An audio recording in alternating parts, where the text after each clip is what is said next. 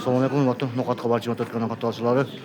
Bugün күнгө 23 сентябрь 2025 yıl biz Nogat ayına karşı bir aylık hükümetin kayrağa çayılığına kelip şol жерде ой толуу мектебинде Надира Нарматова депутат келип отчеттук чогулуш болот экен. Шол жерде маалымат алат, бизден алыстабай. Лайк басып комментарий жазып коюңуздар, урматтуулар.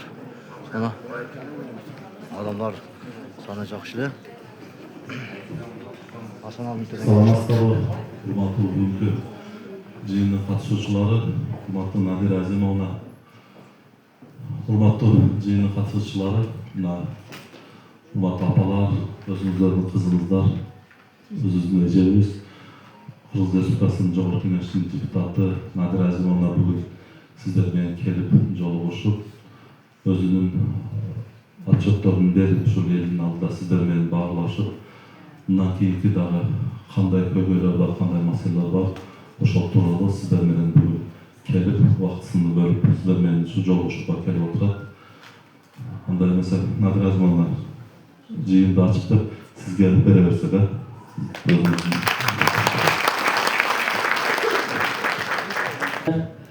Жалпы шайлоочулар, Бейлай өкмөтүнүн жашоочулары, мен сиздер менен бүгүн жолугуп турганыма аябай чексиз ыраазымын. Убактыңыздарды бөлүп, ушул мени өзүбүздүн Жогорку Кеңештеги өкүлүбүз, депутатыбыз катары менин 4 жылдык мөөнөттөгү аткарган ишим боюнча отчетумду укканга келгениңиздер үчүн сиздерге өзүмдүн атымдан терең ыраазычылык билгизем. Анткени менин бүгүнкү максатым бирөө гана. Биз 21 жылдан 25 жылга чейин 4 жыл бою толук Жогорку Кеңеште Нокат элинин депутаты катары, өкүлү катары Конституция жөн эле унчукпай кала бербестен жасаган иштеримде 4 жыл бою эмне жумуш менен шугулдандым. Элдин аманатына кандай мамиле жасадым, аманатка кыянат кылдымбы, кылбадымбы, мыйзам чыгара алдымбы, мыйзам жаза алдымбы, мыйзамдардын кабыл алышында өзүмдүн көз карашым, билимим, тажрыйбам жетиштиби, жеткен жокпу, силердин муктаждыктарыңарды, көйгөйлөрүңөрдү толук кандып айтканга мүмкүнчүлүккө өзүм министрлигине, тармактык министрликтердин бардыгына арачы, ортомчу катары силердин үнүңөрдү бийлик бутактарына жеткирип, силердин айткан көйгөйлөрүңөрдү протоколдук тапшырма берип, микрофондон пайдаланып, оюңарды түз жеткирип, анан айтылган ойлордун аткарылышына аткаруу бийлиги менен биргеликте көзөмөл салып, пландарга киргизип, анын аткарылышын көзөмөлдөп, ошол ар бир аткарган иштин артында чоң эмгек турат, ошону жетишерлик жасай алдымбы деген эки конституциялык милдетимдин аткарылышы боюнча отчет бергени келдим. Себеби өзүмдүн оозуман укканым башка, бирөөдүн айтканы башка.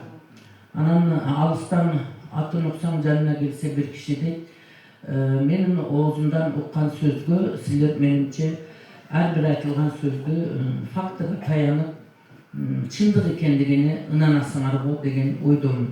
Ошондуктан бүгүнкү биздин жолугушуубуз ошол 4 жылдык аткарылган иштин жыйынтыгы катары кабыл алышыңарды суранам. Мен кечээ күнү Ислам айыл өкмөтүнө, Көкбел айыл өкмөтүндө болдум. Андан кийин Ислам айыл өкмөтүндө болдук, анан Кеңеш айыл өкмөтүндө болдук.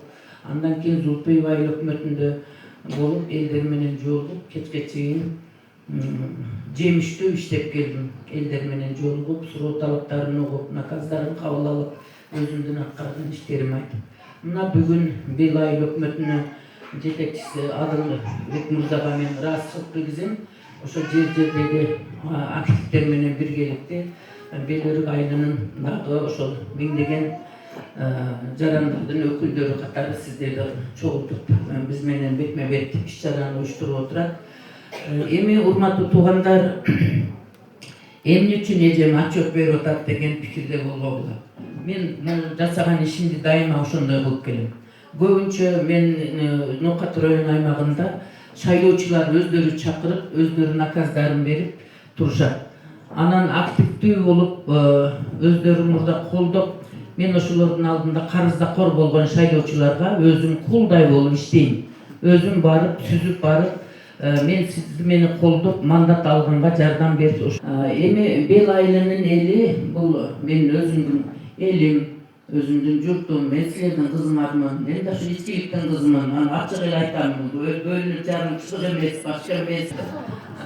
Биздин азыр эми 14 айлык өкмөт болуп калды, 13 айлык өкмөт бир шаар болуп биригишип. Ошондуктан мыйзам чыгаруу багытында аткарган иштерибизди дагы өзүнчө өкүлчүлүк катары аткарган. Президенттин жана Жогорку Кеңештин депутаттарын шайлоо жөнүндө мыйзамды кабыл алып бердик быйылкы жылы. Азыркы шайлоолорду өткөрүүнүн тартиби өзгөрдү, башкача болду мурунку мыйзамдарга салыштырмалуу. Президенттик шайлоо болсо 27 жылдын январында өтөт буюрса, биздики өзү мыйзам ченемдүү 26 жылдын ошол октябрь, ноябрь айларында өтүш керек эле. Тилекке каршы өзүңөр билесиңер, мыйзам уюм чындыгындачы. Ар кимдин кабылдоосуна жараша болот жыйынтыктары. Анан ошондо мамлекеттин ар кандай кырдаалында парламент туруктуу иштеп туруш керек да. Себеби мамлекеттин башкаруу системасын мыйзамдаштырып, шайкеш келтирип, жолго салып, багытын аныктап берүүчү парламент 30 депутаттын сунушу киргизилет. Аны депутаттар кандай чечет өзү билет. Андан кийин анан Жогорку Кеңештин отурумунда, эгерде Жогорку Кеңешке сунуш кылына турган болсо, Жогорку Кеңештин отурумунда каралат. Ал биздики белгилүү эле болуп калды. Ошол бир гана жол бар конституция боюнча. Парламентти эч ким тарката албайт. Мыйзамда да ошондой көрсөтүлгөн. Өзүн өзү гана таркатат. Ал үчүн негиз болуш керек. Мыйзамдуу негиз болсо, анан кийин өзүн өзү таркатат. Бизде азыр өзүн өзү таркатып эрте кетүүгө расмий түрдө негиз деле жок. Болгону ошол жана эки шайлоо бири-бирине дал келип калып, анан алдын ала кооптонуу, биздин мамлекеттин коопсуздугу, тынчтыгы керек. Ошондуктан шайлоодун жыйынтыктары кандай болот, аны бир Кудай билет. Ар түрдүү көз караштар жаралып калышын күзүп алып, экинчи күнү мына сиздер менен жолугатабыз. Эми